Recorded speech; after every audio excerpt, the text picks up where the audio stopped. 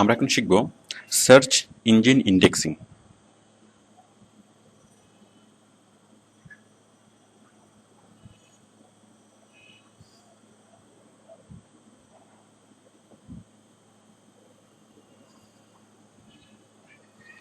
আমরা search engine নিয়ে আমরা আগে আগে আলোচনা করেছি এবং অনেকগুলো সার্চ ইঞ্জিন আমরা দেখেছি।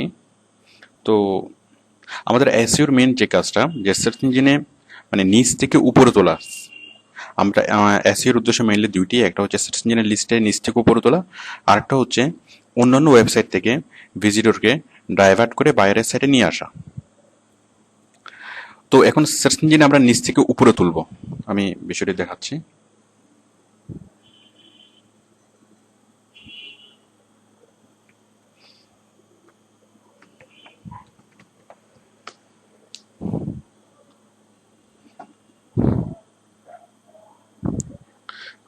আমি গুগলে একটা একটা লিখে সার্চ করলাম, ধরেন সাপোজ আমি কার লিখে সার্চ করলাম, এবং কার লিখে সার্চ করার সাথে সাথে সে আমাকে অনেকগুলো পেজ আমাকে একসাথে দেখাচ্ছে, অনেকগুলো রেজাল্ট আমাকে দেখাচ্ছে।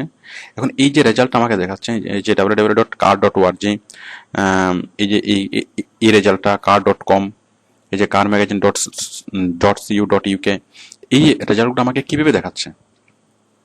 মানে এই রেজাল্টগুলো এই সার্চ ইঞ্জিনের অর্থাৎ গুগলের লিস্টে ইন্ডেক্সিং করা আছে। মানে গুগলের লিস্টে এই সাইটগুলোর ঠিকানা আছে বলেই সে আমাকে এই সাইটগুলোর ঠিকানা দেখাতে পারছে।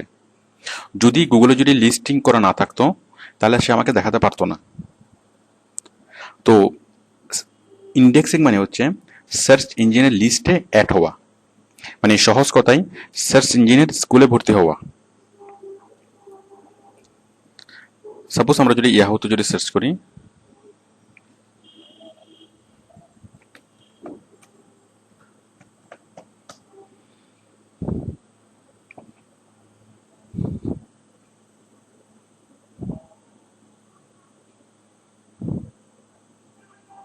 আমরা যদি লিখি ফুয়েল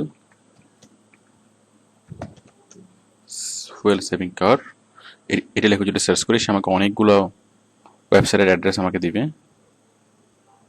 এই যে অনেকগুলো অ্যাড্রেস আমাকে দিচ্ছে। তাহলে এই যে অ্যাড্রেসটা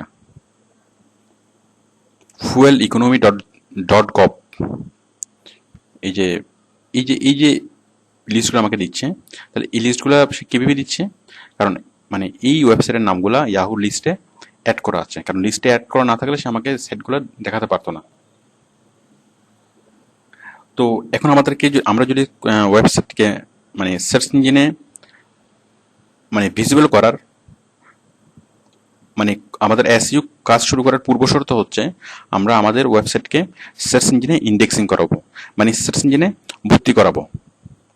তো আমরা সেই প্রক্রিয়াটি আমরা এখন জানবো, যে আমরা আমাদের সাইটকে অথবা বাইরের সাইটকে আমরা কিভাবে সার্চ ইঞ্জিনে ইন্ডেক্সিং করাবো। তো দেখুন, সাপোজ আমার বাইরের সাইটকে আমি সার্চ ইঞ্জিনে ইন্ডেক্সিং করাবো।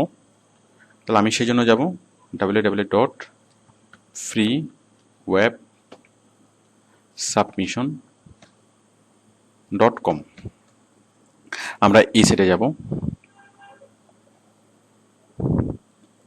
এই সাইটে যাওয়ার পরে আমি এই যে দেখুন অনেকগুলো সার্চ ইঞ্জিনের ঠিকানা আমাকে দেখাচ্ছে। এখানে প্রায় 50টা সার্চ ইঞ্জিনের ঠিকানা আমাকে দেখাচ্ছে, 50 টপ মোস্ট সার্চ ইঞ্জিন। তো এর মধ্যে দেখুন আমি প্রথম সার্চ ইঞ্জিনে আমি যাচ্ছি, গুগলে যাচ্ছি। সাপোজ আমার বাইরের সাইটটা আমি ইন্ডেক্সিং করাবো।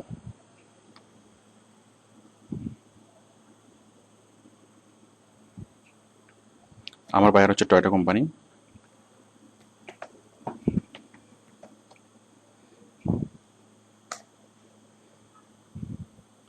হ্যাঁ, আমরা এখানে গেলাম। এই যে আমরা ফ্রি ভাষা টুলস থেকে মানে ফ্রি ওয়েব সাবমিশন থেকে আমরা গুগলে ক্লিক করলাম। গুগলে ক্লিক করার পর আমাদের এই পেজটা আসলো। এখানে ইউআরএল চাচ্ছে। তাহলে আমরা ইউআরএল কোনটা দেবো? অবশ্যই তার আগে যদি আপনাকে সাইন ইন না করে থাকেন, আপনাকে সাইন ইন করে নিতে হবে। এই যে আমরা এখন সাইন ইন অবস্থায় আছি। এখন জাস্ট আপনি কি করবেন? ইউআরএলটা সাবমিট করবেন। ইউআরএল কোনটা? এই যে বাইরের যে ইউআরএল, এটা আপনি কপি করবেন, কপি করে সাবমিট করবেন। সাবমিট করে ক্যাপচাটা টাইপ করে জাস্ট সাবমিট দিলেই বাইরের সাইটটা গুগলের এখানে ইন্ডেক্সিং হয়ে যাবে। ঠিক তেমনি ইয়াহু অথবা বিং, দেখুন আমরা অন্য আরেকটা সার্চ ইঞ্জিন আমরা ইন্ডেক্সিং করব। এই যে আমরা ক্লিক করলাম বিংয়ে। জাস্ট ক্লিক করার পরে আমাদের যে সাবমিট করার অপশনটা আমরা পাবো।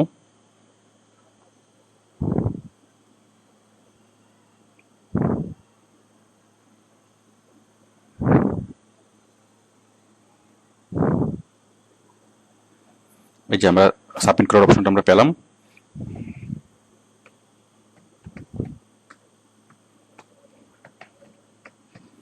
এখানে আমরা ক্যাপচাটা ফিল আপ করে জাস্ট সাবমিট ইউআরএল দিলে মানে আমাদের বায়ারের সাইটটা বিংয়ে সাবমিট হয়ে যাবে।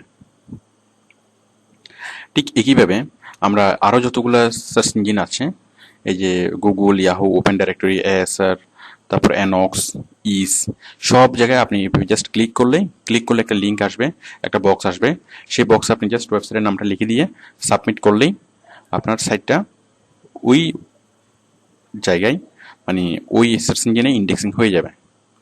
তো এভাবে আমরা খুব সহজেই যে কোনো ওয়েবসাইটে যে কোনো সার্চ ইঞ্জিনে আমরা আমাদের বাইরের সাইটকে আমরা ইন্ডেক্সিং করাতে পারি। বিষয়টা ছিল খুবই সহজ।